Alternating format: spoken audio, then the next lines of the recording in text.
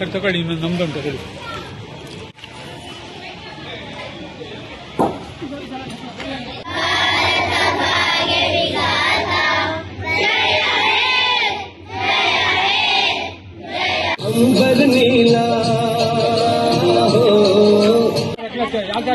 ಪಟ ಇನ್ನೊಂದು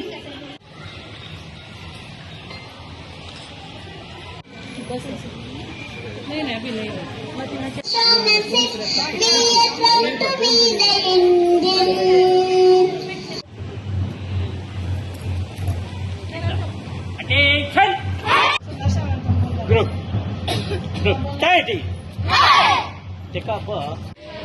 ಇಂದು ನಮ್ಮ ದೇಶದ 80ನೇ ಸ್ವತಂತ್ರ ದಿನಾಚರಣೆ. ಹಾಗಾಗಿ ನನ್ನ ಪರವಾಗಿ ಹಾಗೂ ನಮ್ಮ ಸಂಸ್ಥೆ doctor APJ Abdul Kalam foundation ವತಿಯಿಂದ ಅದೇ ರೀತಿ ಇವತ್ತು ಏನಂದ್ರೆ HPS ಶಾಲೆಯಲ್ಲಿ ನನ್ನ ಎಲ್ಲ ಹಿರಿಯರು, ನನ್ನ ಸ್ನೇಹಿತರು ಅನ್ನೋಕೆ ಇಷ್ಟಪಡಲ್ಲ, ಯಾಕಂದ್ರೆ ನನಗಿಂತ ಎಲ್ಲ ಹಿರಿಯರು ಇವತ್ತು ಒಂದು ಕಾರ್ಯಕ್ರಮ ಇಟ್ಕೊಂಡಿದ್ರು. ಈ ಒಂದು ಕಾರ್ಯಕ್ರಮದಲ್ಲಿ ಅವರ ಒಂದು ಏನು ಕ್ಲಾಸ್ಮೇಟ್ಸ್ ಇದ್ರು ಅವರಿಗೆ ಒಂದು ಸನ್ಮಾನ ಮಾಡುವಂತಹ ಒಂದು ಕಾರ್ಯಕ್ರಮಗಳು ಇಟ್ಕೊಂಡಿದ್ರು.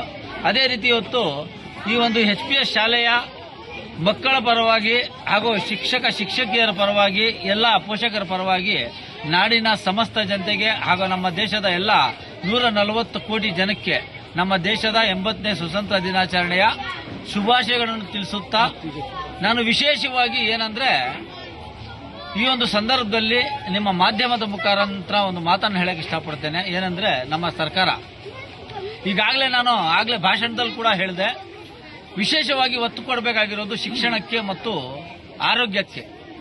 ಇದ್ರ ಬಗ್ಗೆನೇ ಇವತ್ತು ನಮ್ಮ ಜನ್ಜಿ ಏನು ನಮ್ಮ ದಿಲ್ಲಿಯ ಜಂತರ್ ಮಂತರಲ್ಲಿ ಬಹಳಷ್ಟು ರಾಜ್ಯಗಳಲ್ಲಿ ಇವತ್ತು ನೀಟ್ ಪರೀಕ್ಷೆ ಪೇಪರ್ ಲೀಕ್ ಮೂಲಕ ಬಹಳಷ್ಟು ಅಕ್ರಮಗಳು ನಡೀತಾ ಇದೆ ಅಂತ ಹೇಳ್ಬಿಟ್ಟು ಹೋರಾಟ ಮಾಡ್ತಾ ಇದ್ದಾರೆ.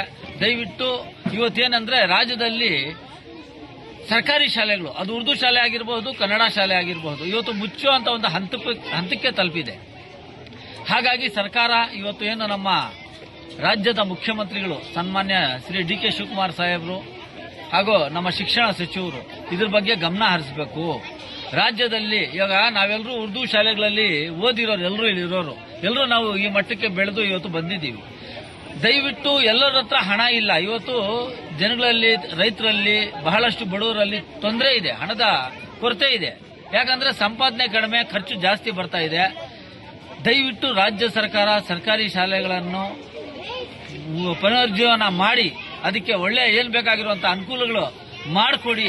ಇಲ್ಲ ನೀವು ಮಾಡಕ್ಕಾಗಿಲ್ವಾ, ಯಾವ್ದಾದ್ರು ಒಂದೊಂದು ಸಂಸ್ಥೆಗೆ, ಆ ಏರಿಯಾದಲ್ಲಿ ಯಾವ ಸಂಸ್ಥೆ ಇದೆ ಆ ಸಂಸ್ಥೆಗೆ ಆ ಶಾಲೆಗಳನ್ನು ದತ್ತು ಕೊಡುವ ಮುಖಾಂತರ ಆ ಶಾಲೆಗಳಲ್ಲಿ ಓದುವ ಮಕ್ಕಳಿಗೆ ಒಳ್ಳೆ ಅನುಕೂಲ ಆಗುವಂತ ಕೆಲಸ ಮಾಡಬೇಕು ಅಂತ ಹೇಳ್ಬಿಟ್ಟು ಹೇಳ್ತಾ, ಮತ್ತೊಮ್ಮೆ ನಮ್ಮ HPS ಶಾಲೆಯ ಎಲ್ಲ ಶಿಕ್ಷಕಿಯರ ಪರವಾಗಿ, ನಮ್ಮೆಲ್ಲರ ಪರವಾಗಿ ನಾಡಿನ ಸಮಸ್ತ ಜನತೆಗೆ ನಮ್ಮ ದೇಶದ 80ನೇ ಸ್ವತಂತ್ರ ದಿನಾಚರಣೆಯ ಹಾರ್ದಿಕ ಶುಭಾಶಯಗಳನ್ನು ತಿಳಿಸುತ್ತಾ ನನ್ನ ಮಾತನ್ನು ಮುಗಿಸ್ತೇನೆ.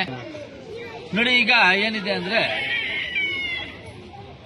ನಾವು ಒಂದು ಶಾಲೆ ದತ್ತಕ್ಕೆ ತಗೊಂಡು ಇಲ್ಲಿ ಏನು ಕೊರತೆಗಳಿದೆ, ಈ ಮಕ್ಕಳ ಸಮಸ್ಯೆ ಏನು, ಈ ಮಕ್ಕಳಿಗೆ ಏನು ಅನುಕೂಲ ಬೇಕು, ಅವ್ರಿಗೆ ಯೂನಿಫಾರ್ಮ್ ಬೇಕಾ, ಯೂನಿಫಾರ್ಮ್ ಸರ್ಕಾರ ಕೊಡುತ್ತೆ.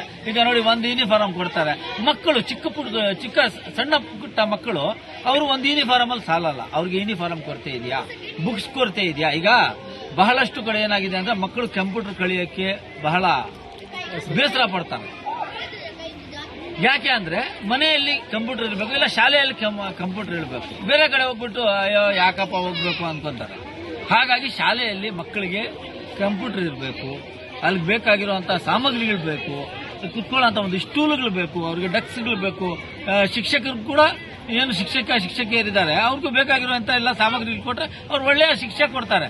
ನಮ್ಮ ಶಿಕ್ಷಕಿಯರೇನು ಒಂದು ಇದಲ್ಲ, ಶಿಕ್ಷೆ ಕೊಡ್ತಾರೆ, ಆದ್ರೆ ಅವ್ರಿಗೂ ಅನುಕೂಲ ಮಾಡಿಕೊಡ್ಬೇಕಲ್ಲ, ಅದನ್ನ ರಾಜ್ಯ ಸರ್ಕಾರ ಮಾಡಬೇಕು. ಹಾಗಾಗಿ ನಾನು ನಮ್ಮ ಸಂಸ್ಥೆ doctor APJ Abdul Kalam foundation ವತಿಯಿಂದ ಕನಿಷ್ಠ ನನ್ನ ಕೈಲಾದ ಮಟ್ಟಿಗೆ ಒಂದು ಶಾಲೆ ಆದರೂ ದತ್ತಕ್ಕೆ ತಗೊಂಡು ಈ ಶಾಲೆಯ ಮುಖಾಂತರ ಇನ್ನೂ ಒಳ್ಳೆಯ ಒಂದು ಮಕ್ಕಳಿಗೆ ವಿದ್ಯಾಭ್ಯಾಸ ಏನು ಅದಕ್ಕೆ ಬೇಕಾಗಿರೋ ಅನುಕೂಲ ಮಾಡಿಕೊಟ್ಟು ಮುಂದಿನ ದಿನಗಳಲ್ಲಿ ನೋಡೋಣ, ದೇವರ ಅನುಕೂಲ ಮಾಡಿದ್ರೆ ನಾವು ಇನ್ನು ಬೇರೆ ಶಾಲೆಗಳಲ್ಲಿ ತಗೊಳ್ಳೋದು, ಇಲ್ಲ ನಮ್ಮ ಬೇರೆ ಸಂಸ್ಥೆಗಳಿಗೆ ನಾವು ಒಂದು ನೀವು ತಗೊಂಡ್ರಪ್ಪ ಅಂತ ಹೇಳೋದು, ನಮ್ಮ ಕಡೆಯಿಂದ ನಾವು ಏನಾದಷ್ಟು ನಾವು ಮಾಡ್ಕೊಡ್ತೀವಿ.